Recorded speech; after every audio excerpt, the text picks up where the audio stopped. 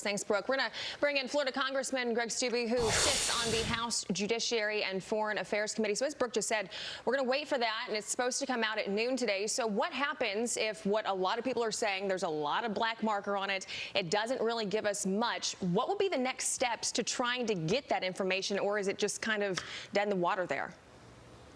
Yeah, that's going to be the most redacted affidavit in American history. As you said, there's going to be a ton of black on that affidavit. All they really have to do to protect the officers' information is redact names and their information, and then the bulk of the information should remain unredacted. That is the basis of probable cause, as to what probable cause they had that gave the magistrate the ability to issue the warrant for the search. So the more they redact, the less the American people are going to understand about why the FBI felt they needed to raid the former president's home and the future contender against Joe Biden, the #1 contender to take Joe Biden on in 2024.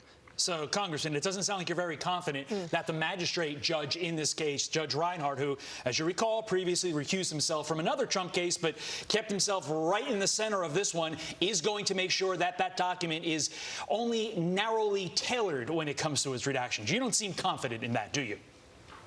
Well, I certainly don't feel confident. This guy gave to Obama. The FBI forum shop to find a magistrate that would be willing to issue the warrant. We'll see at noon today what all this information is, but I think it's just going to be a small piece of what the DOJ is actually investigating. We're not going to get real answers to a lot of this until the Republicans take the majority back. We have the ability of oversight. We have the ability to bring in the DOJ and ask them these tough questions.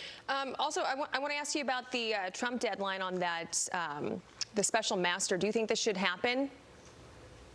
Yeah, absolutely. Anytime you can have somebody who's outside of this process to be able to determine the legality of what can be searched, what can't be searched, what information can be used and can't be used, I think is a good thing.